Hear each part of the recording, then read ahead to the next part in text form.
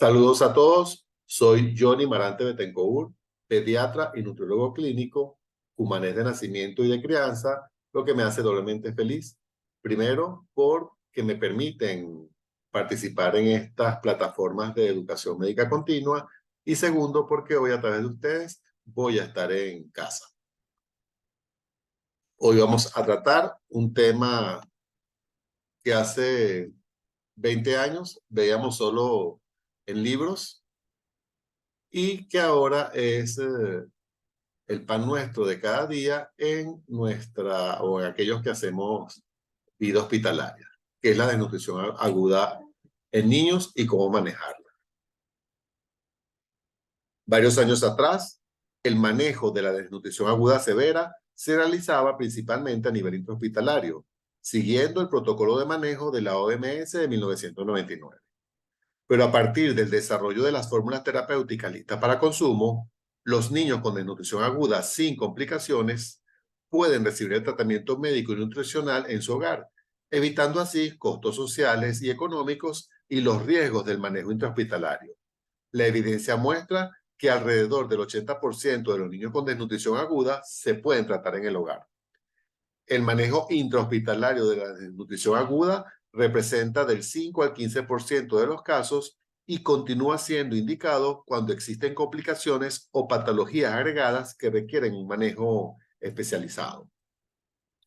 Con los actuales enfoques de manejo y la garantía de acceso al tratamiento, las tasas de letalidad de la desnutrición aguda pueden ser inferiores al 5%, tanto en el manejo en el hogar como en el intrahospitalario.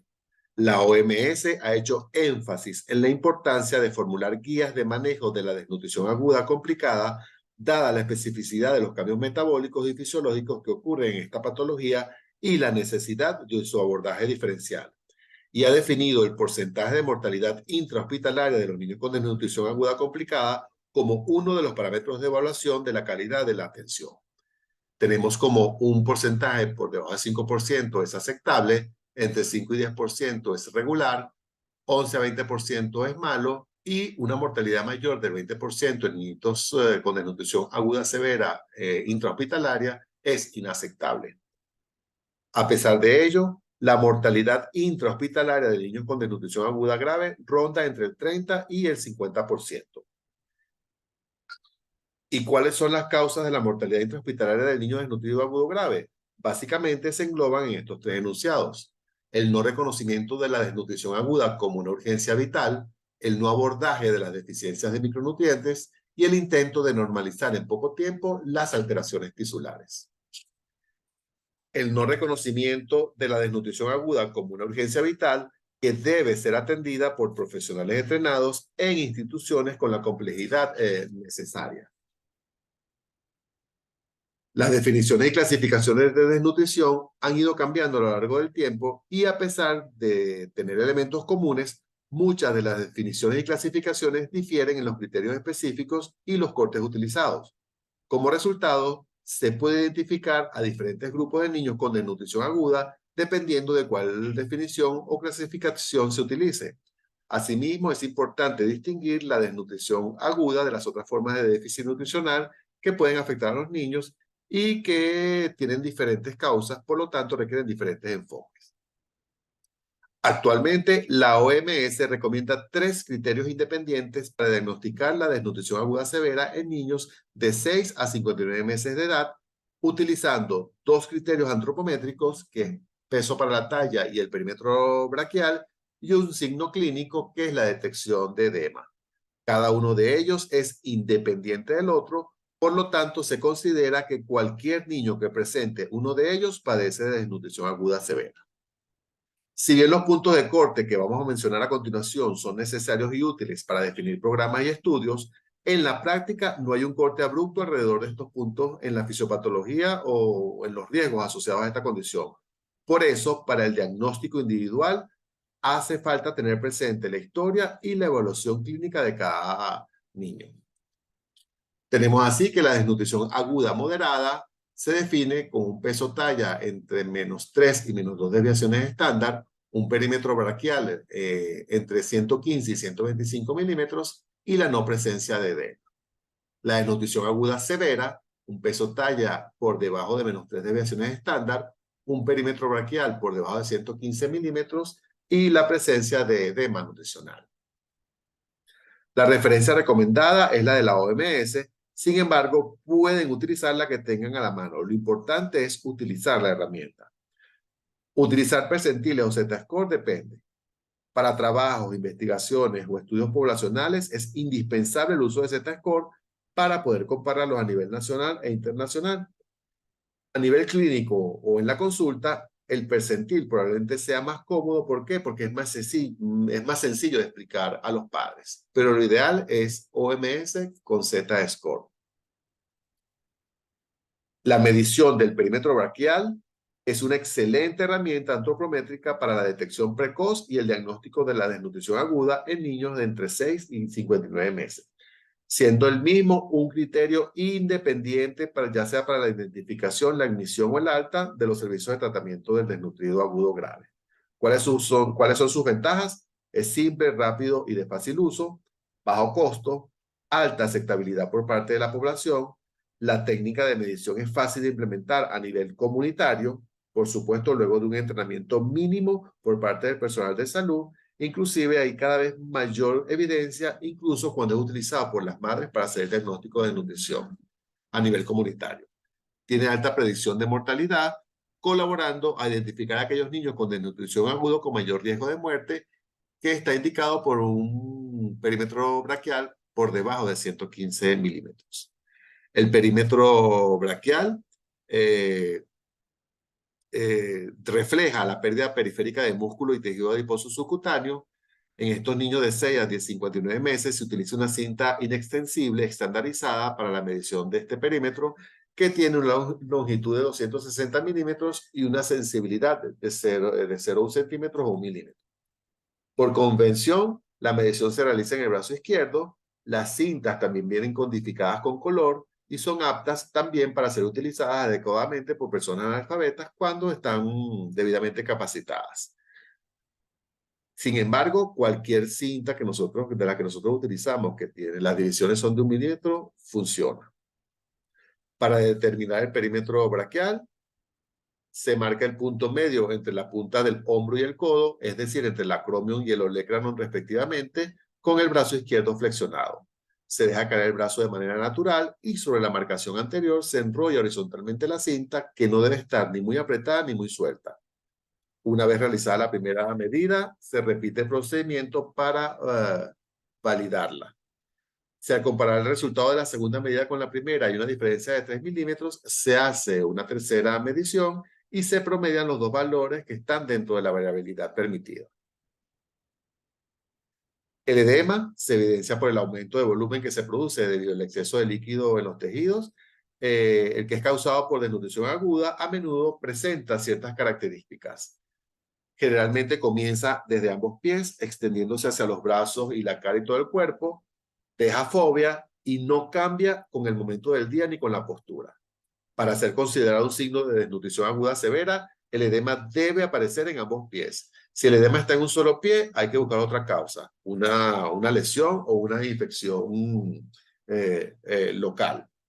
Y también se debe determinar la extensión del edema nutricional para determinar la severidad y el modo de atención.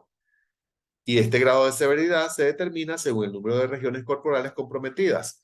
Vemos que el edema leve o de una sola cruz se presenta solo en los pies. El edema moderado o dos cruces compromete pies, manos y la parte inferior de las piernas y brazos. Y el edema severo con 3 cruces se refiere al edema generalizado. Para la medición del edema se deben tomar los pies del niño y presionar con los pulgares en ambos pies durante 3 segundos. Si la depresión generada persiste, el niño tiene edema nutricional. Signos de peligro que ameritan hospitalización: vómitos incoercibles, convulsiones, estado letárgico o inconsciente. Signos de riesgo de muerte: prueba de apetito negativa o no puede beber o tomar pecho, edema generalizado, hipotermia, fiebre, hemoglobina menor de 4 gramos por decilitro o menos de 6 gramos por decilitro con dificultad respiratoria, piel con lesiones ulcerativas o extensas, riesgo de deshidratación, ya sea por la presencia de vómitos, diarrea o estas lesiones ulcerativas, y aumento de la frecuencia respiratoria según la edad. Menores de 2 meses, más de 60 respiraciones por minuto. Entre 2 y 11 meses, más de 50 respiraciones por minuto. Y de 1 año a 5 años, más de 40 respiraciones por minuto. El manual de la OMS va dirigido al manejo de la desnutrición aguda en los niños entre 6 y 59 meses de edad, porque este es el rango etario que se suele afectar mayormente. Sin embargo, hemos visto el elevado número de pacientes menores de 6 meses que están llegando a nuestros hospitales, por lo que es importante considerar los criterios para determinar la desnutrición aguda en este grupo etario. Niños mayores de 6 meses, pero con un peso inferior de 4 kilogramos, o el niño mayor de 6 meses con alguno de los siguientes signos: edema bilateral, sea el grado que sea, un puntaje Z para peso talla por debajo de 2 desviaciones estándar, delgadez visible y alguna de las siguientes condiciones: pérdida reciente de peso o dificultad para ganar peso, alimentación inefectiva detectada en la evaluación binomio madre-hijo durante 15 a 20 minutos, o cualquiera de los signos de peligro o riesgo de muerte descritos anteriormente. También cualquier condición médica o social del niño o de la familia que requiere evaluación e intervención. Por ejemplo, el abandono, la discapacidad o enfermedad mental del cuidador o un domicilio lejano. El no abordaje de las deficiencias de micronutrientes necesarios para la restauración de la función celular. Recordemos que los procesos metabólicos requieren la presencia de ciertas vitaminas y minerales, los cuales están depletados en el niño desnutrido. Al usted volver a iniciar esa maquinaria metabólica, necesita introducir estos micronutrientes y vitaminas para evitar el colapso. En los niños con desnutrición aguda severa, la administración diaria de suplementos de vitamina A en dosis baja, a 5.000 unidades internacionales, desde el momento de ingreso hasta el alta terapéutica, reduce más eficazmente la mortalidad de los niños con edema, la incidencia de diarrea severa y la incidencia y la duración de las infecciones respiratorias, que si se administra una dosis única alta de vitamina A. La vitamina D, de 400 a 1.000 unidades internacionales día vía oral por un mes. Ácido fólico, 5 miligramos vía oral el primer día y luego 1 miligramo día por 2 meses. Cobre, 0,3 miligramos por kilogramo día vía oral. No se consigue solo, generalmente viene en los multivitamínicos. Complejo B, estandarizado, si es gota 1 cc o si es jarabe o elixir 5 cc vía oral diario. El hierro, que se va a iniciar más tarde, sería de 2 a 3 miligramos por kilogramo día vía oral, por lo menos 3 meses. Zinc, entre 1 y 2 miligramos por kilogramo día vía oral por 2 meses, recordando que el sulfato de zinc al 5%, 1 miligramo de zinc equivale a 4,5 miligramos de sulfato de zinc. Potasio a dosis elevadas, entre 3 y 6 mil equivalentes por kilogramo día vía oral por un mes. Contamos, a veces se consigue el gluconato de potasio, que tiene 6,6 mil equivalentes de 5 cc, pero pudiese utilizarse en la ampolla que se usa de KCL, que se usa para vía endovenosa. El único problema es que el sabor es pésimo.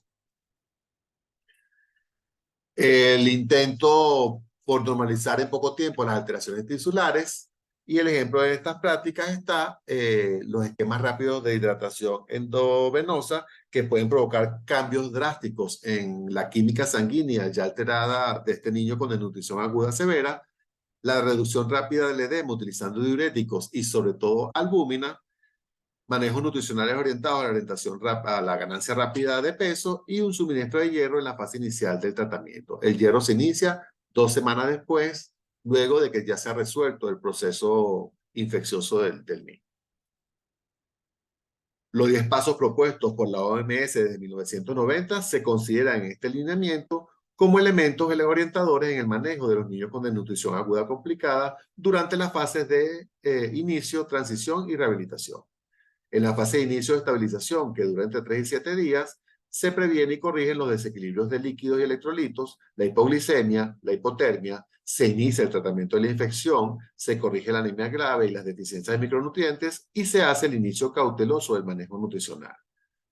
En la fase de transición o rehabilitación, que dura entre 6 y 8 semanas, Se inicia cuando se recupera el apetito, se resuelve el edema, mejora la infección y es posible aumentar la cantidad de nutrientes. En ella se suministra alimentación para recuperar el peso perdido, se fortalece la estimulación emocional y física y se enseña a la persona responsable a continuar los cuidados en casa. Por supuesto, se hacen los preparativos para el alta.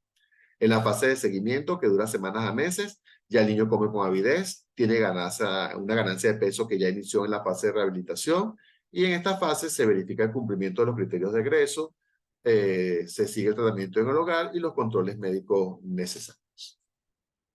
En este apartado solo vamos a hablar del manejo de la fase aguda sin incluir la alimentación, ya que sería muy largo y eso puede ser tema para otro encuentro.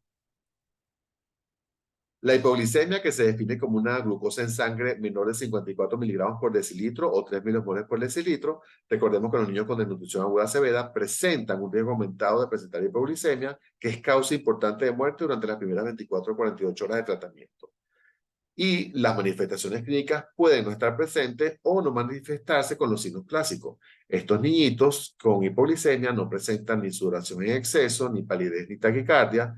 La hipoglicemia puede presentarse como letargo, con o sin convulsiones, puede presentar como hipotermia o signos clínicos sutiles como menor respuesta a estímulos o hipotonía. Si el paciente está consciente, se resuelve vía oral con solución destroza al 10%, ya sea oral o por sonda nasogástrica, 30 cc en menores de 6 kilos o 50 cc en mayores de 6 kilos.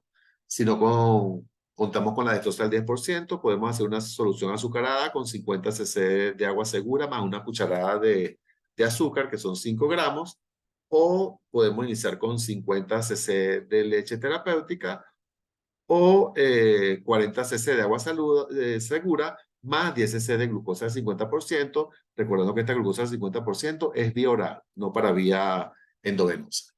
Si el paciente se presenta inconsciente, letargo o con convulsiones, se utiliza la solución dextrosa al 10% vía endovenosa, 5 cc por kilo en los primeros 5 minutos. Se repite la glucometría y si persiste la hipoglicemia, nuevo bolo a 5 cc por kilogramo. Si no es posible canalizar la vía endovenosa, se administra la dextrosa al 10% por vía sonda nasogástrica y después iniciar la fórmula terapéutica F75 a 3 cc por kilogramo toma cada 30 minutos durante 2 horas, haciendo las mediciones de la glicemia hasta estabilizarse. Si persiste la hipoglicemia, se presenta hipotermia o el nivel de conciencia se sigue deteriorando, se continúa el manejo en forma individual. La hipotermia, que se define como una temperatura axilar menor de 35 grados centígrados o temperatura rectal menor de 35,5, recordemos que estos niñitos son más propensos también a desarrollar hipotermia debido a que tienen menor producción de calor, tienen disminución de la respuesta inflamatoria, hay deterioro del sistema de termorregulación, hay disminución del tejido graso, tienen una mayor superficie corporal por kilogramo y la frecuente presencia de lesiones en la piel que aumentan la disipación del calor. Todo esto hace que estos pacientes se enfríen rápidamente presentando hipotermia. Esta hipotermia es muy frecuente en los primeros días de tratamiento y sobre todo en las noches y es causa de muerte. ¿Cómo prevenimos la hipotermia? Asegurándonos de que el paciente esté bien cubierto, sea ropa, gorros, mantas, etcétera, especialmente en la noche, alejarlo de corrientes de aire, alentar el contacto piel a piel con el cuidador cuando sea posible, evitar la exposición al frío mediante exámenes físicos prolongados o baños en lugares fríos o durante los traslados, mantener siempre seco al paciente, especialmente su pañal, su ropa y sus sábanas, y proporcionar la alimentación correspondiente en forma frecuente y regular.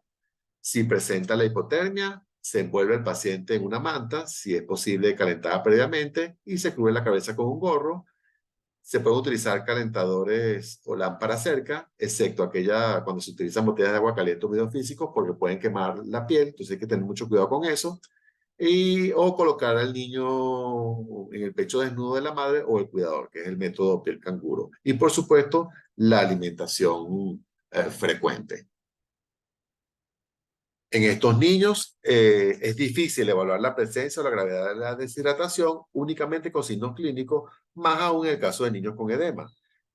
Una historia de diarrea acuosa, vómitos y anorexia es conclusiva para el diagnóstico de deshidratación en caso de desnutrición aguda. puesto que la resequedad en la mucosa oral, el llanto sin lágrimas, el signo de pliegue, no son confiables como signos de deshidratación en un niño con desnutrición aguda severa.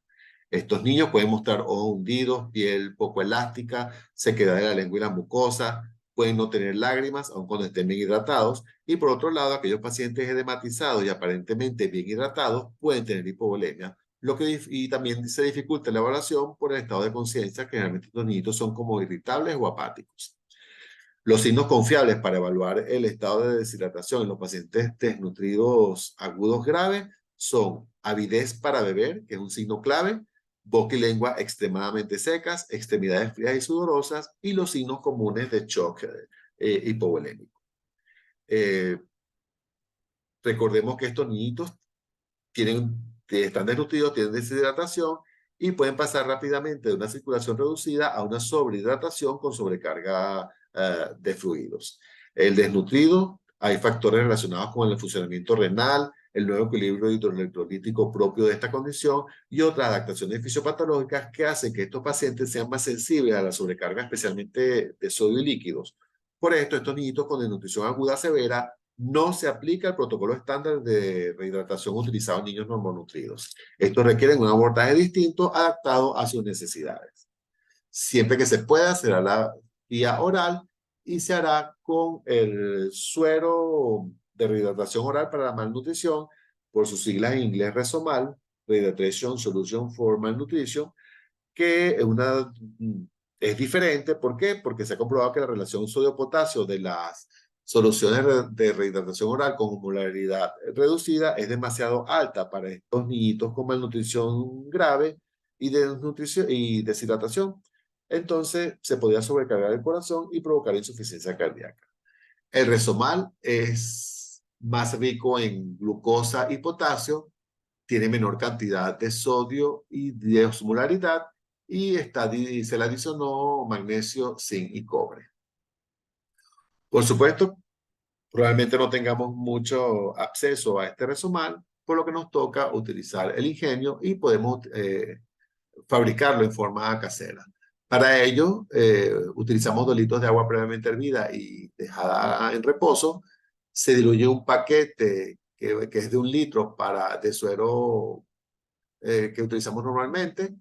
Adicionamos 50 gramos de azúcar y 40 cc de solución de electrolitos y minerales, que también está pautado por la OMS y que seguramente tampoco vamos a tener acceso. Por lo tanto, sustituimos esa solución de electrolitos y minerales por KCl al 15%, 30 cc. Si no hay alteraciones de la conciencia, se comienza y no hay deshidratación. La deshidratación es sin choque. Iniciamos con 5 cc por kilogramo de Resomal bioral o por sonda nasogástrica cada 30 minutos por 2 horas. Se vigilan los signos de mejoría o de hidratación cada 30 minutos. Estos signos de hidratación incluyen aumento de la frecuencia cardíaca, aparición de ronquido respiratorio, hepatomegalia o la ingurgitación venosa. Si persiste deshidratado, entre 5 y 10 cc por kilo hora por máximo 12 horas de Resomal, alternar con la fórmula F75 o alimentación por bandeja y seguir vigilando los signos de mejoría o hiperhidratación en forma horaria.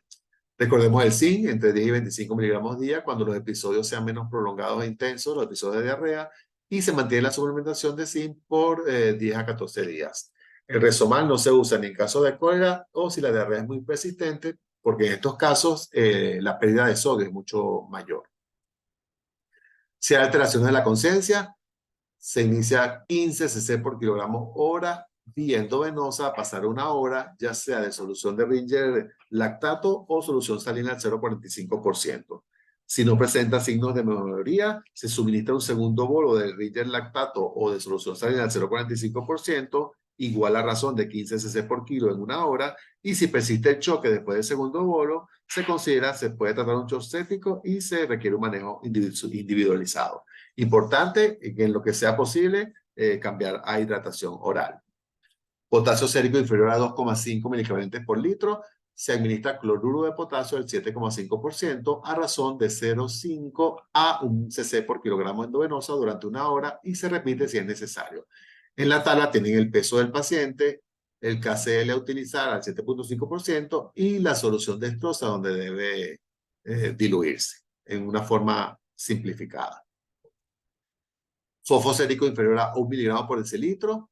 Se utiliza el monofosfato de potasio del 13,6% a razón de 0,5 a 1 cc por kilo dosis endovenoso, diluyendo cada cc en 25 cc de Stroza 5 y pasar en 2 horas. Si se amerita dosis de mantenimiento, monofosfato de potasio a razón de 1 a 4 cc por kilogramo día vía endovenosa.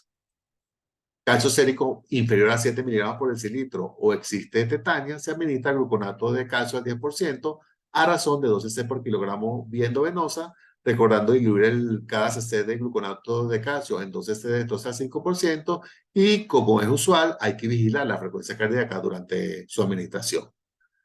Se amerita dosis de mantenimiento, gluconato de calcio al 10% a razón de 1 cc por kilo endovenoso cada 12 horas.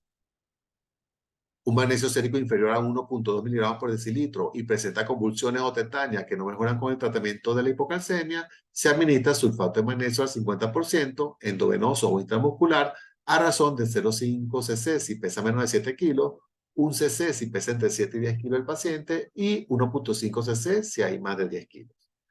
El sulfato de magnesio al 50%, la misma dosis endovenosa cada 12 horas, hasta normalizar los niveles o desaparecer los síntomas.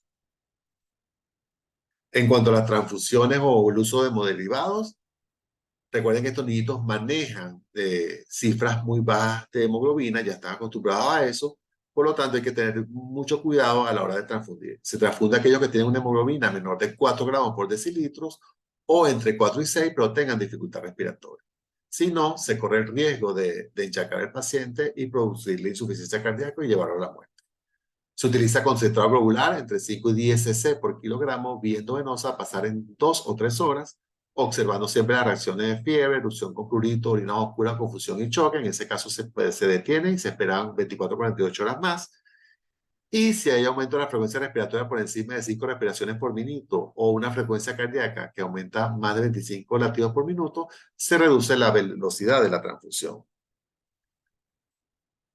Recordemos que estos niñitos también tienen aumentada la mortalidad frente a las infecciones debido a muchos factores. Tienen una barrera intestinal alterada, hay reducción de secreción exocrina de sustancias protectoras como la inmunoglobulina A o algunos factores intestinales, tienen niveles bajos de complemento plasmático, tienen atrofia de tejido linfático, especialmente el timo, una respuesta de hipersensibilidad tardía muy disminuida y a nivel clínico es posible que estos niños no desarrollen fiebre o no aumentan la frecuencia cardíaca o la respiratoria en respuesta a la infección. Son niñitos que tienen una neumonía importante y usted lo que le escucha es una carraspera porque ni siquiera tienen energía para toser. Otros signos clásicos de flogosis también pueden no estar presentes o de aparición muy tardía. Por lo tanto, hay que tener en cuenta que el tratamiento temprano de las infecciones bacterianas mejora la respuesta a la alimentación, previene el choque séptico y reduce la mortalidad. Que la anorexia es el signo más sensible de infección y de otras complicaciones en los niños con desnutrición aguda, que los signos de infección como fiebre y flogosis observados tempranamente en los niños eutróficos aparecen en forma tardía o no aparecen en el desnutrido agudo severo, y los niños con desnutrición aguda tienen mayor riesgo de infección nosocomial. Por lo tanto, los hospitales que son referencia para el tratamiento hospitalario de estos niños con desnutrición aguda y complicaciones deben aplicar el protocolo de prevención de infecciones intrahospitalarias, que incluye, entre otros, los siguientes: la hospitalización en áreas con menor número de pacientes, preferiblemente habitación individual, un protocolo de lavado de manos y el aislamiento de contacto que incluye uso de guantes y bata para el manejo de estos niños. El antibiótico a utilizar va a depender de la flora de cada hospital.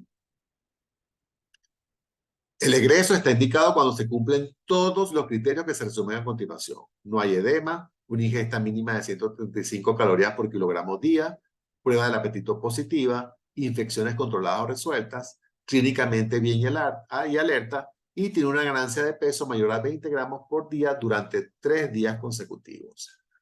También debe cumplir todas las siguientes condiciones: una garantía de seguimiento médico y nutricional en los servicios ambulatorios, aceptación por parte de la familia o el cuidador del compromiso de continuar el tratamiento en el hogar, esquema de vacunación completo para la edad, la aplicación simultánea de varias vacunas no está contraindicada en el manejo del niño desnutrido. Recordar el suministro de antiparasitarios, especialmente albendazol. Debe haber disponibilidad y entrega de los alimentos terapéuticos listos para consumo, suficiente hasta el próximo control, y el resumen de historia clínica entregado al servicio ambulatorio, donde debe estar los diagnósticos, la información antropométrica, la evaluación clínica y los procedimientos que se realizaron durante la hospitalización. En conclusión, el tratamiento del desnutrido grave es una urgencia. Existen cambios en el paradigma en cuanto a los criterios de hospitalización. El desconocimiento de las directrices basadas en la evidencia de la OMS aumenta la mortalidad de estos pacientes y es esencial el diseño y la aplicación de protocolos nacionales. Por supuesto, promover la lactancia materna, especialmente en estos niños menores de 6 meses que nos están llegando desnutridos a nuestros hospitales. Recordemos que la leche humana es el patrón de oro, difícil de imitar por sus características especiales y por el vínculo afectivo que representa el amamantamiento. Más allá de su composición, es el diálogo biológico en el cual el lactante transmite información a la madre sobre sus necesidades y ella responde alterando la cantidad y la composición de la leche. Es además el vehículo de comunicación inmunológica, microbiológica y psicológica entre la madre y el niño, y que éste necesita y que va a definir el resto de su vida. Gracias por la atención y quedo atento para cualquier inquietud. Nos vemos en una próxima oportunidad.